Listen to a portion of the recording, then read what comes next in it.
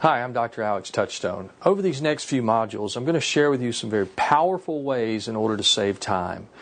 You know, it's so important for us to think about this because if we can save just a little bit of time for every restoration, it adds up.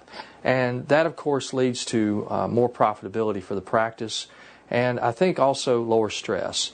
And so let's look at the implications of saving time for just a moment and think about what we're trying to accomplish. Well, we want to save about 30 minutes per restoration.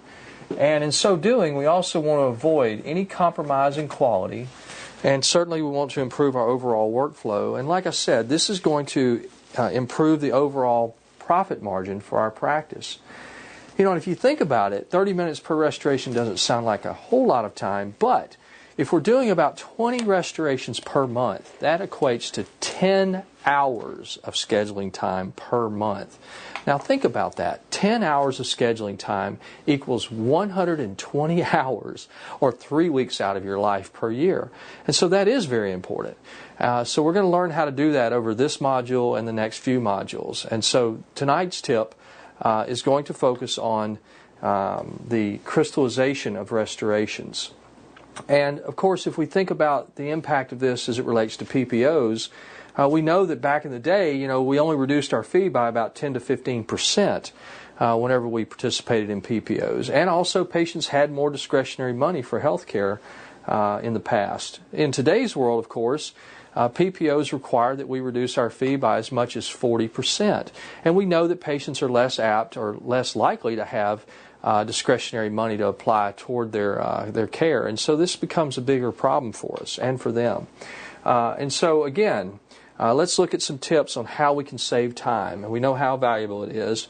One way, of course, is to think about how we're going to process or finish the restoration.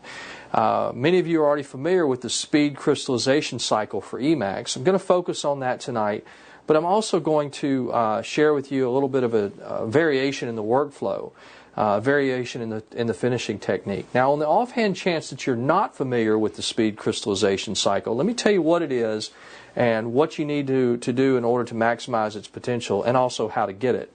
The first thing you need to know is that it will reduce the firing time for EMAX from about 23 minutes down to about 14 and a half minutes. Now, the other thing that you need to understand is that in order to get the most benefit out of this, you need to make sure that your oven is turned on before the procedure. That's so that the oven can raise up to its idling temperature of 550 centigrade.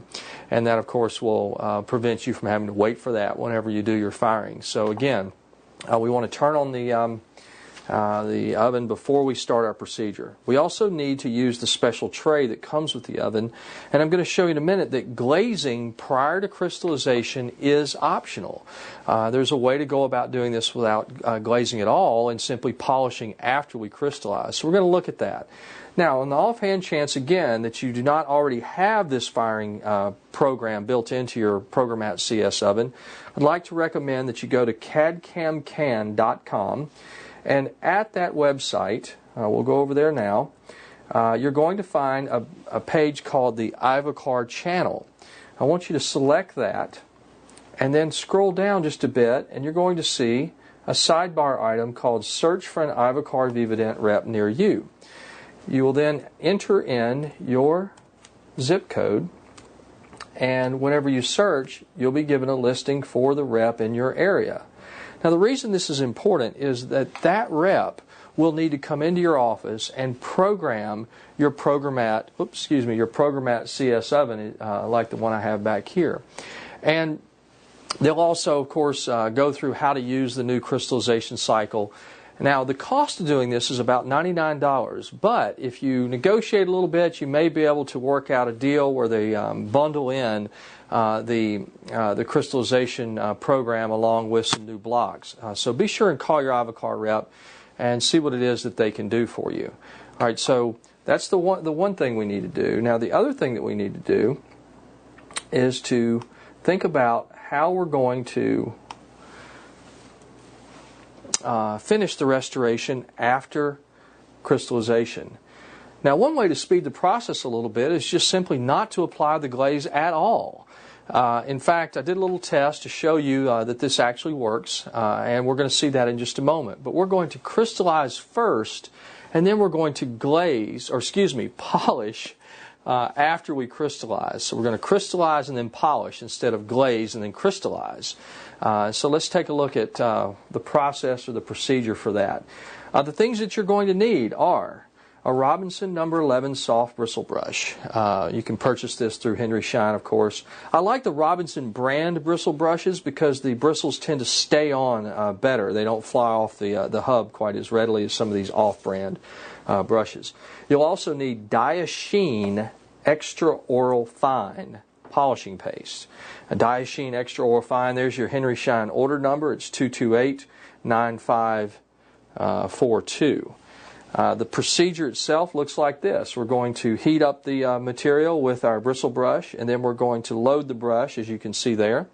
And then once we go to the restoration, we need to apply so much pressure that we actually see the bristles displace, as you can see there on the left, and the hub of the bristle brush almost touch the ceramic itself. That lets us know that we have got enough pressure going there.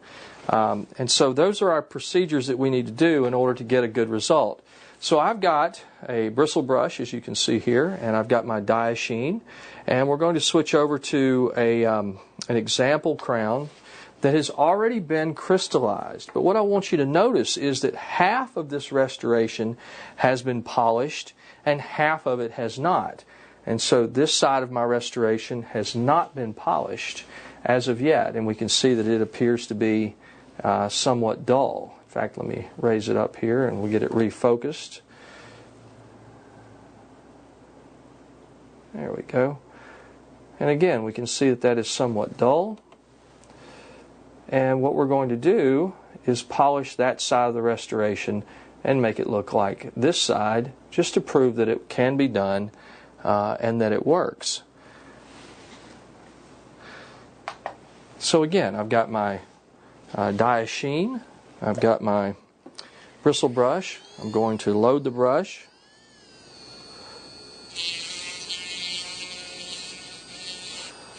Heat up the material first, and then swipe the bristles through there, get it loaded onto the bristle brush, and then we're going to go straight to the crown and applying lots of pressure. Crown's kind of slippery. Lots of pressure.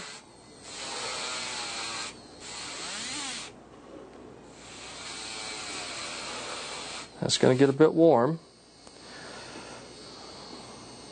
and a bit slippery. But again, I'm applying so much pressure that I can almost see that the hub of the bristle brush touches the ceramic itself. Now ordinarily, of course, I would wash this off real good, and it is water soluble, so it is easy to wash. But for the sake of this evening's demonstration, let's just go back over to our camera and see if I can find it here. There we go.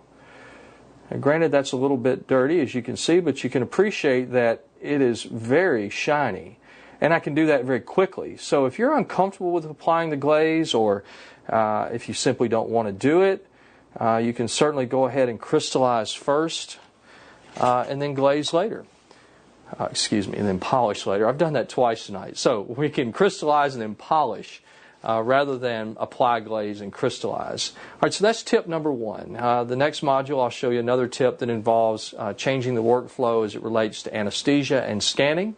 And we'll see if that doesn't save us a little more time still. But in this particular section, we've saved about, probably 10 minutes. So we're already 1/3 the way there. So hang in there with me and we'll get to that 30-minute point with just a couple more ideas. Thanks.